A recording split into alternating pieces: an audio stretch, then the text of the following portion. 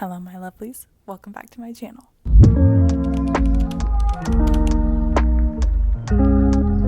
Today's video is one that I'm really happy that I get to film and really excited to talk about because I'm going to be doing a review of OATHBOUND by Tracy Deonn. This book just came out today. It came out 10 days ago, but by the time I post this it'll probably be later, so maybe longer. But I finished this book pretty quickly. I read it in like 3 days, I think, and it's a pretty thick book.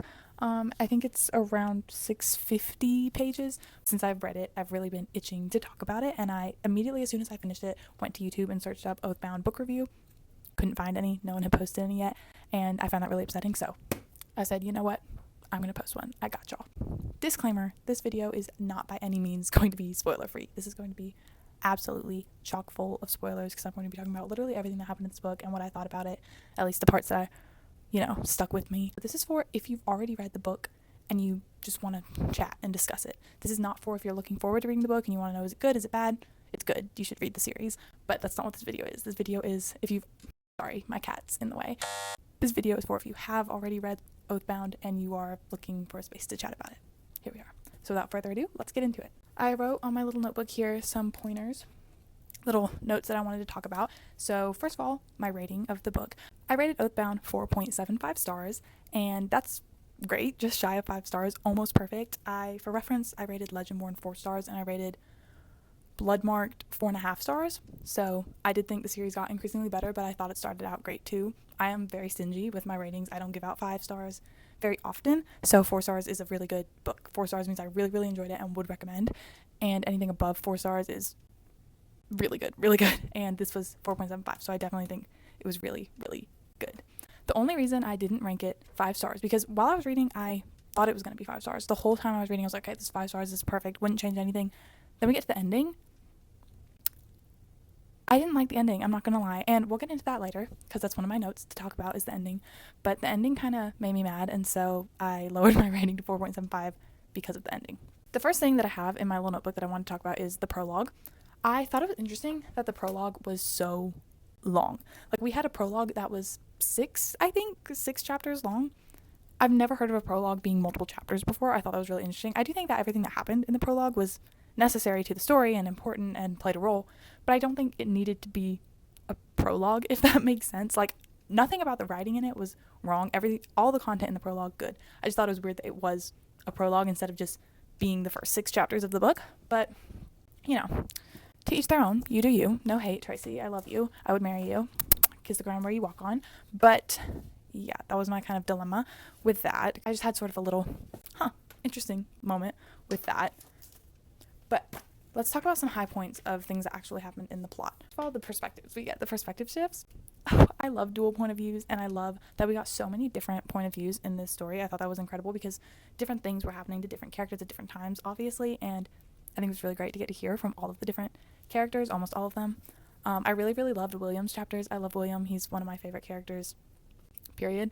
But then again, everyone is my favorite character. I literally love every single character. I don't think there's a single character I don't like other than the people who are like total bitches and you're meant to not like them, obviously. But I literally love every character. But William has a really special place in my heart, and I loved reading his chapters. I also love reading Mariah's chapters. I think she's so amazing. She's also one of my favorite characters. Literally everyone is my favorite character, I can't lie. I loved reading Mariah's chapters. I love that we got her point of view. I love that she had a bigger role in the story in this book, and I thought that was really great. We got to see a lot of development in her as a character. I thought it was really interesting to be in Mariah's head and see how she thought about Bree, and how she talked about how, Bree Matthews could do this, Bree Matthews could do that, but I'm not Bree Matthews.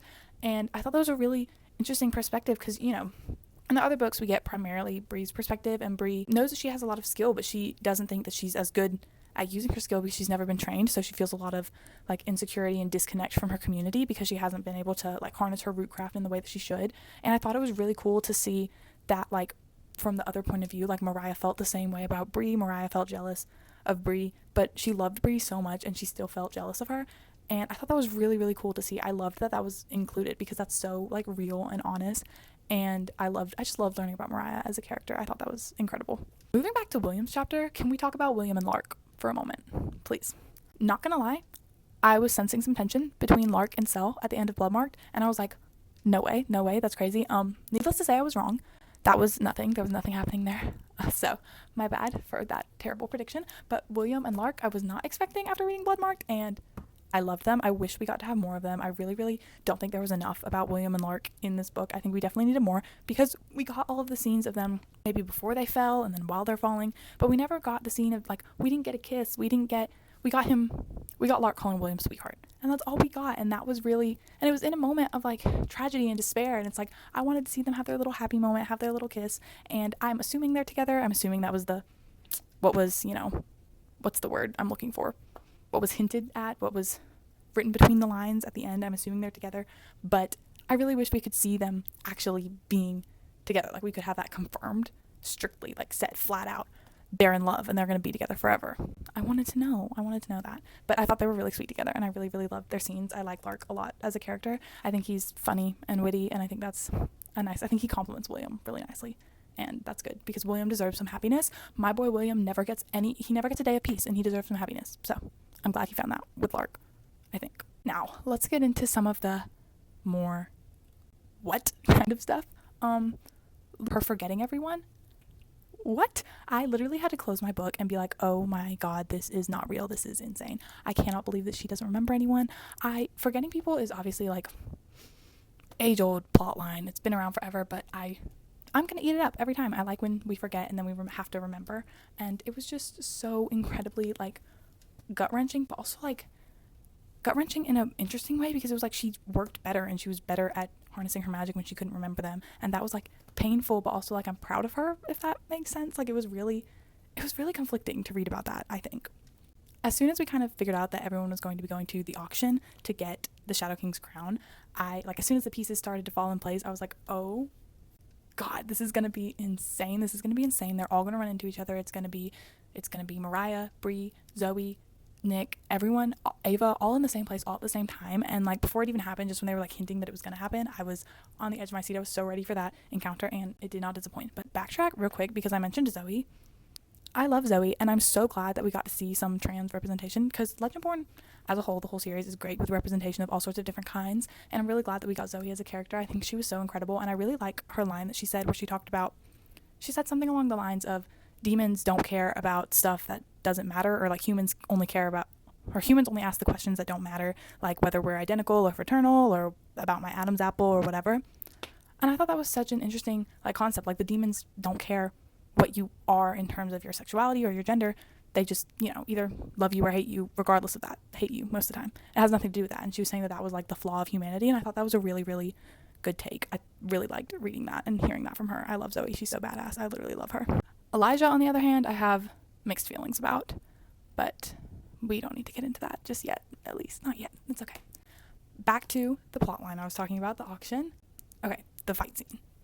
Loved the fight scene, obviously. And I love how, there was obviously a lot of hinting that it was Nick, and leading up that she was going to meet Nick there, and that it was going to be Nick, and they were going to run into each other, but you still weren't 100% sure. She made it obvious, but she didn't make it blaringly obvious. It could have been someone else also, and I thought that was really fun because it's it is him, right? Right. I had to tell to myself right, I'm right. I'm not crazy. It is him, right? And then it was, obviously. I loved their fight scene. I loved that they were well matched, and I loved that he got to see how much Bree had grown in her strength and her abilities, and how much she had been able to just harness her rootcraft to do more than what she'd been able to do before. And I thought that was so incredible, and I loved that they were a great match to fight each other, and I thought it was so amazing. Also, Nick's ability to break down magical constructs, insane. All of the things he inherited from Lancelot, just absolutely insane. That was crazy. I didn't know what he was gonna get. I thought he was just gonna get speed. It was crazy that he got all of that. I really thought that was interesting that he could do that. Now, of course, after the fight scene, Nick recognizes Bree. Bree doesn't recognize Nick. The pain I was feeling, but it was also happy pain because I was I loved it. I ate it up every single second of it, but it was oh, they don't remember each other, and it was so painful. I kept having to shut my book and be oh my god, I can't do this anymore. I need them to just remember. But then again, I also loved that they were kind of having to go through this whole thing. I don't know how to explain myself. I'm so conflicted always. I think that Bree being jealous of Ava, despite not even remembering her and Nick really being together, was really funny. I thought that was really cute, and the fact that she so obviously had a little crush on him, even though she didn't even remember him, that was so adorable. Another rekindling their love. That was so sweet and so cute, even if it was under some harsh circumstances. That was adorable. That was so cute. Also, backtracking again, I'm sorry, this video is all over the place, but when we're talking about the dual point of views, I totally forgot to mention Natasia's point of view. Okay, don't call me stupid. I don't know how to say her name. I'm going to say Natasia. Natasia's point of views, I screamed when I saw her name. I'm not going to lie. I was so happy that we were getting something from her point of view, and it did not disappoint. I loved all of her chapters, especially towards the end. Oh my god. I think she's awesome, and I'm so glad that we got to know more about her and Faye's friendship, and I'm so glad that we got to see her thinking about Bree. That was just the sweetest thing ever, to see her like talking about, I'm so glad Bree's not involved in this mess, but then Bree is involved, and that was like so like, oh my god, like she doesn't even know, but she loves Bree so much, and that was insane to me. And also just the fact that as a mother she was willing to put up with so much from Cell because she could excuse it as like his demonia, and she just like, she didn't ever hate him, not ever for a second. Her love for him never dwindled, no matter how harsh and terrible he was toward her. And that was like a punch to the gut. That was really a punch to the gut, really. That reminded me of my mom. I'm not gonna lie. Not because of me. I'm an angel, I swear. But yeah. Anyways, moving on. Back to the auction, back to the forgetting each other, the kiss in the elevator, her thigh hooking around him. Insane, first of all, absolutely insane. But that whole plot was insane. We're not gonna lie. It was insane. And the fact that they had to, one bed trope. But the fact that he offered to sleep on the couch, like the fact that he couldn't be around Bree without like completely losing his cool. I really, really loved Nick as a character. I think that it was so great that we got to see how much he truly cared for Bree, and the fact that he was going to honor her decision to leave. Like he was like, imagine how painful that would be if you knew someone who you loved so much, and you knew at a point they had loved you too, and now they just no longer remember you, and they're just going to leave you, and you're going to see them once, and then you don't know if you're ever going to see them again, and you've been looking for them, and you're just going to not even shame them, not even try to convince them, just be like, okay, if that's what you want, you do that. That was like so gut-wrenching, but also so heartwarming, so bittersweet, I guess is the word I'm looking for. Insane. Absolutely insane. I don't remember the quotes exactly, but whenever Nick was talking about, I can't be around you for 3 days and not like lose my mind. That's like, yeah, how could you stand being around the person that you love when they can't even remember you? That's got to be so painful. And Bree taking that like and hurting because of that, because of him saying he doesn't want to be near her because she doesn't understand, like she feels bad being around him too because she doesn't remember him, and he feels bad being around her because she doesn't remember him. It's like double pain on both sides, and it's like, oh my god, my Shaylas, I feel so bad. Anyway, the whole time while they were at the hotel, I really enjoyed all of those scenes. I won't lie, I ate them all up, and I was actually really glad that they didn't end up actually like having sex or really getting back together while they were there, because I agree, like I don't really want them to get back together if Bree completely doesn't remember him, if there's a chance she's ever going to remember him again. And I really, again, respect for Nick for doing that, and respect for Bree too. Obviously we love Bree appreciation moment. I'm the number one member of the club, Bree appreciation club. We love Bree. Now, off from that, let's move on to the whole basis of what the Morgaine society is based on.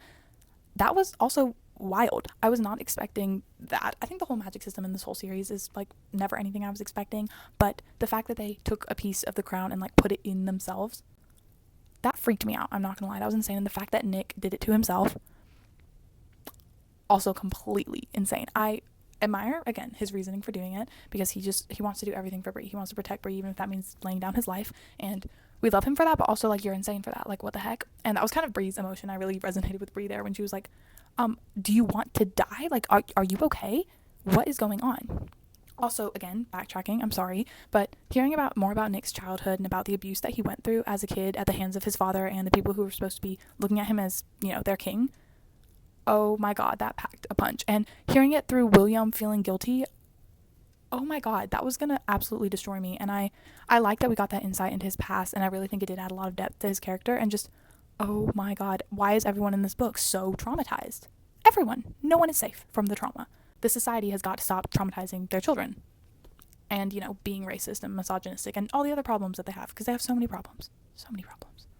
Anyways, Morgaine plotline I thought was crazy. That was what ended up unexpected. And also, I'm not gonna lie, for me, a little bit like didn't quite fully make sense. I don't know, the gears in my brain weren't fully clicking everything into place and being like, oh, obviously. I was kind of like, oh, what? But no hate, all love. It's like storming really bad at my house right now, and there's like a tornado warning, and I can hear like, it sounds like my wall or like something outside of my wall is cracking. That's not a good sound. The next thing I have in my notes is Valak.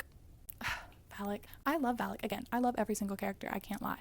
Valak, I thought it was really sweet how you could see how much he truly cared for Bree and how much it truly hurt him to have to mesmer Will and how much it hurt him to have to think about his past and all of the things that he did in his life that weren't great.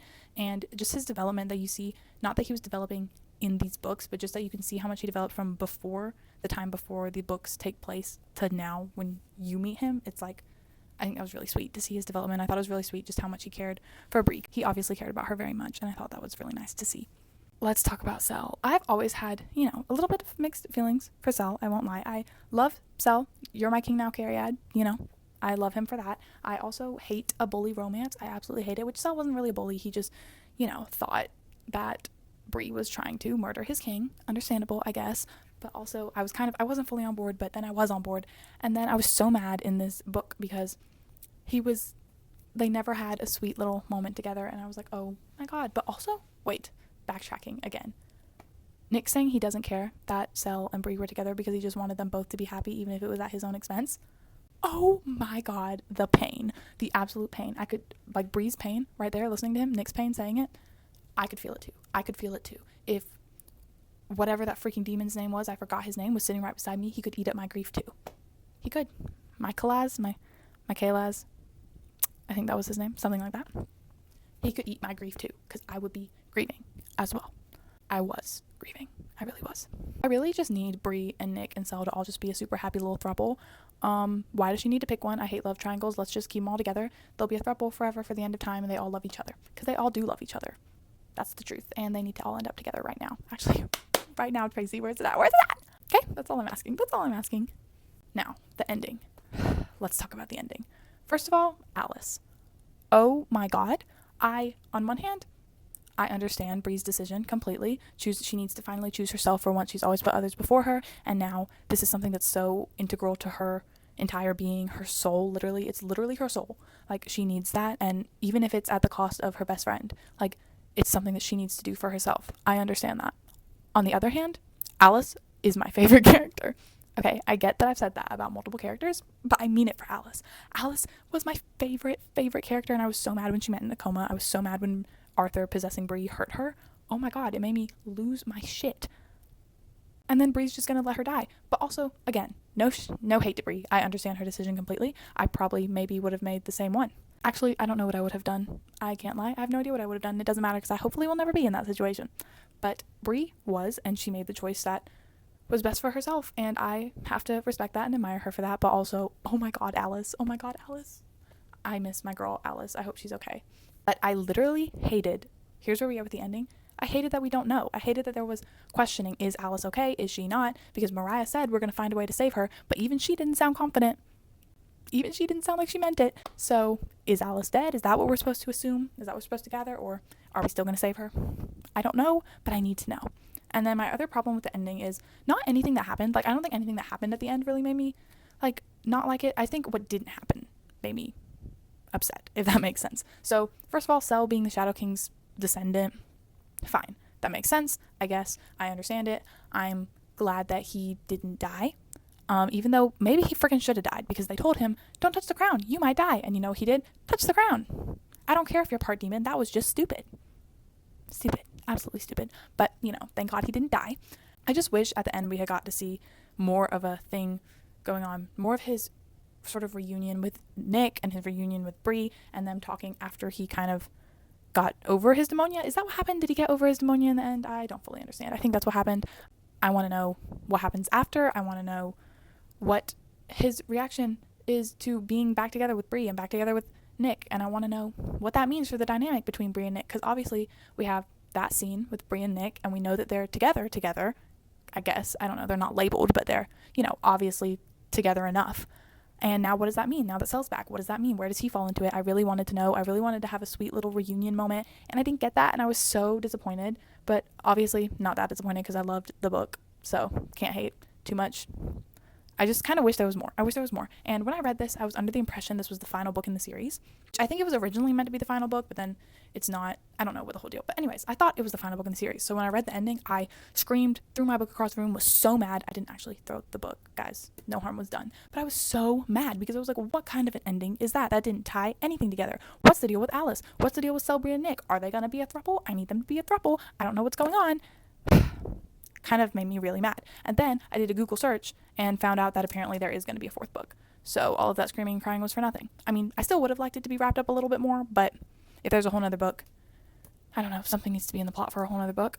Also, I think it's definitely needed another book, even if because they do have to kill Erebus. I thought it was stupid that they didn't kill Erebus, which maybe there was a reason for that. Maybe I'm just not, fully processing everything, but they had the opportunity. I think they should have killed Erebus, and I think maybe the only reason they didn't was so that they could have another book where they kill Erebus, which, on one hand, I don't want the series to end, but also, if they could have killed him just then, maybe they should have. I don't know. But anyways, overall, absolutely loved this book, and I really want to know what you guys think, so please comment down below and tell me what you thought of Oathbound, maybe some quotes that you liked, some parts that you thought were crazy, what your rating was, anything like that. I really want to hear it, and I really want to discuss with you guys. Don't take anything I said to heart. I really, really, really enjoyed this book, even though I complain. I'm a certified complainer. Guys, I'm sorry.